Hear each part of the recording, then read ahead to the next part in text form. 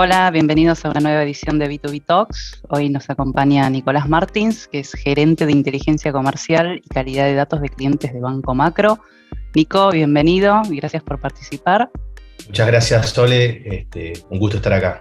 Bueno, Nico, contanos un poquito de vos, tu trayectoria. Mi primera formación fue en lo que es administración de empresas. Estudié la carrera de grado en la Facultad de Ciencias Económicas de la Universidad de Buenos Aires.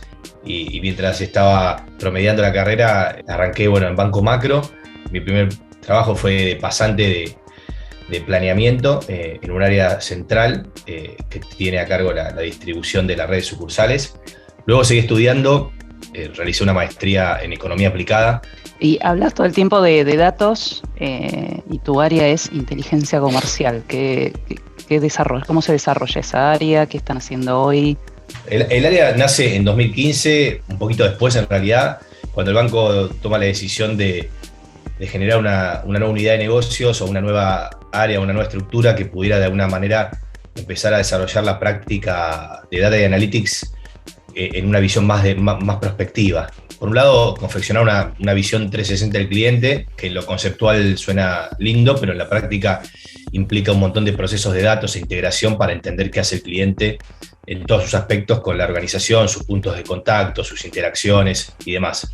Así que eso como base para responder preguntas o hipótesis de negocio con fuerte foco en lo comercial, o sea, en la detección de oportunidades de negocio y con el objetivo, ¿no?, de profundizar la rentabilidad y la experiencia del cliente hacia adelante con base en los datos. Terminamos construyendo más de 2.500 métricas más o menos de las cuales se usaba más del 70% para la banca minorista y algo así como 500 o 600 métricas para la banca mayorista. Cada métrica es un dato relevante de lo que hace o de lo que podría hacer o de lo que hizo un cliente. ¿Cómo lo vivieron en el banco? ¿Qué es transformarse en una empresa data-driven?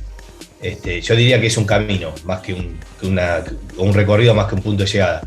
Y creo que tenemos muchos para seguir trabajando y mejorando sobre eso. Hay que ser muy consciente de las limitaciones técnicas o las restricciones técnicas que uno tiene al origen del proyecto, que el voluntarismo a veces no alcanza, por más que uno tenga toda la predisposición y la pasión por hacerlo.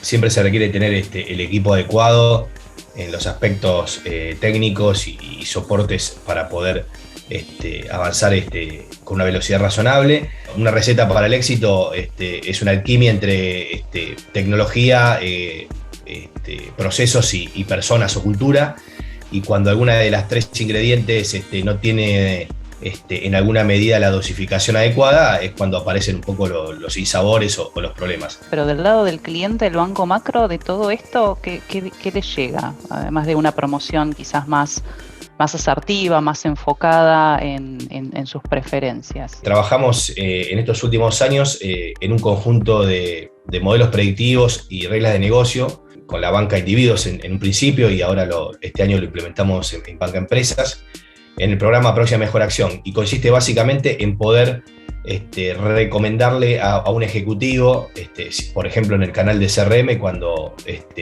recibe una visita de un cliente, o bien cuando va a realizar alguna gestión proactiva, cuáles son las 3 próximas acciones que tiene que o debería ofrecerle a un cliente en su interacción, ¿no?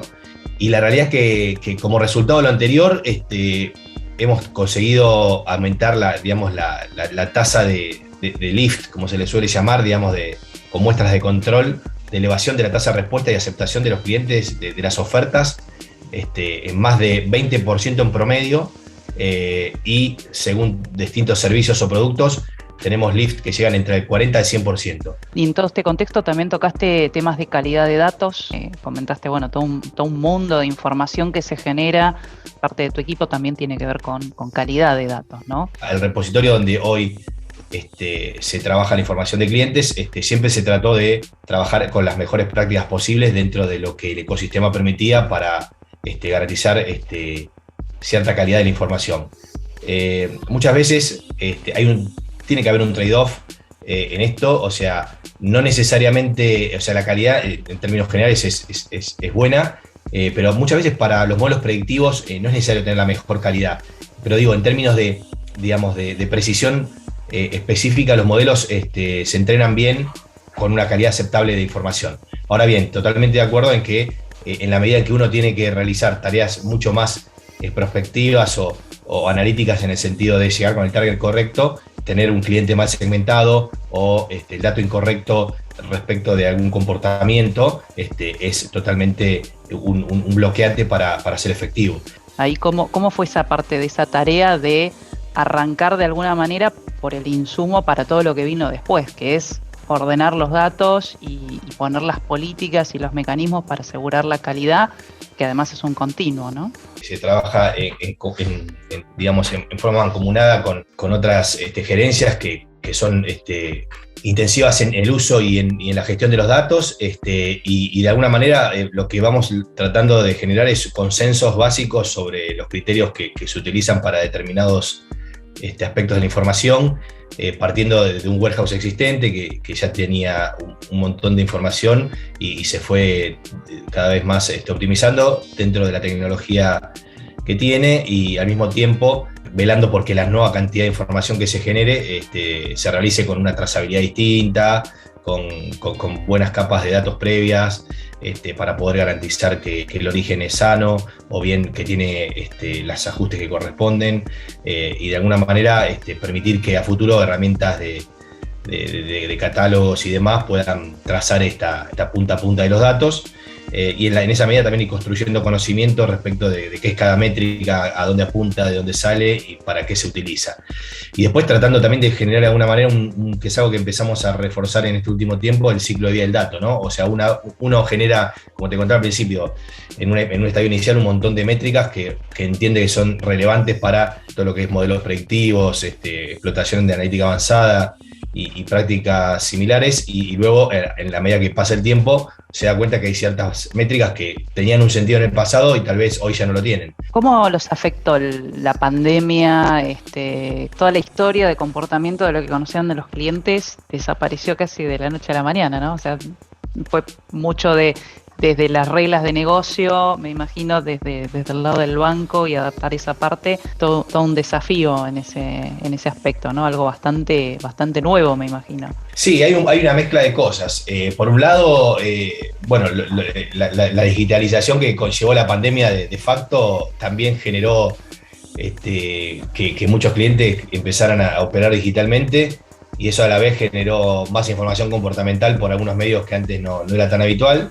También tuvimos la oportunidad, bueno, con este tema de los turnos digitales que se transformó, digamos, en un protocolo, poder anticiparnos también a lo que el cliente se iba a personar a la sucursal, con lo cual eso también nos dio un poco de conocimiento de lo que iba a hacer, pero también ayudarlo más justamente a la red a orientar mejor las alternativas para lo que el cliente venía, y también justamente a potenciar la próxima mejor acción. Así que de alguna manera vamos con un programa 2.0 de próxima mejor acción que le dimos a llamar previsibilidad, y justamente eso es lo que nos permitió es un ejecutivo pueda saber a qué viene el cliente y orientarlo correctamente y entender qué necesidades tiene. Nico, y hoy desde el banco, digamos, bueno, tocaste varios temas, pero puntualmente sobre inteligencia artificial, ¿qué rol dirías que está jugando hoy dentro del banco? En lo que es inteligencia artificial hay mucho que se está desarrollando. Hay áreas del banco que trabajan en todo lo que es la parte de la atención automática, de los bots. Y creo que el futuro, de alguna manera, va a ser el desafío que vamos a tener, es cómo vamos a integrar o conectar esos mundos, ¿no? O sea, la información semiestructurada que nos va a proveer la inteligencia artificial a través de los agentes, los chatbots y los mecanismos o procesos de interpretación del lenguaje natural en los distintos canales, con justamente los sistemas más analíticos basados en información estructurada, para de la síntesis de esos dos, que es el gran desafío, poder conocer aún más mejor al cliente, inclusive más incisivo o más preciso y oportuno en lo que necesita. Desde tu área, ¿qué ves como desafío en términos de tecnología, o bueno, herramientas? ¿Qué te ves a futuro? El desafío va a ser cómo poder llevar lo que haya que llevar a la nube y cómo poder empezar a implementar una práctica más actual, un poco el XOps, que es el que se llama, como que resume el Data Ops y el Machine Learning Ops. Creo que el desafío es ese, creo que el Machine Learning llegó para quedarse, a coyunturas económicas o crisis internacionales mediante. Creo que el paradigma ya es futuro, no es ya data driven, sino AI driven, o sea, cómo a futuro hacemos que los procesos de negocio, en donde correspondan, empiezan a ser transformados por la inteligencia artificial, como bien decías vos, o por la práctica de Machine Learning, si se quiere, y el valor que esa práctica va a agregar en reducción de costos, en mejora de oportunidades y también en el clima, también lo digo hacia adentro, ¿no? La práctica de People Analytics como práctica para mejorar la experiencia del empleado es algo que se viene desarrollando con mayor o menor avance en distintas industrias y digamos, toda esta tecnología cada vez más nos tiene que ayudar en ese sentido. Y por otro lado, el desafío, ¿no?, de la forma de trabajo. Ahí hay también un cambio de paradigma que también está más o menos desarrollado según la industria, según la madurez de cada organización, en términos de cómo se accede y para qué se accede a cada información. Y el tema de descentralizar es un paso relevante, pero antes de descentralizar hay que generar una cierta estabilidad, un cierto consenso, un cierto criterio en lo que se puede descentralizar, ¿no? Creo que la empresa o las corporaciones que mejor resuelvan esa tensión que existe siempre entre la centralización y la descentralización de una forma inteligente y cooperativa son las que mejor van a obtener resultados en todo sentido en los próximos años. Bueno, te quería agradecer por contarnos todo lo que están viendo, lo que se viene. No, gracias a ustedes por pensar en mí, gracias Sole, bueno, un gusto verte después de tanto tiempo. Y bueno, nos vemos en la próxima B2B Talk.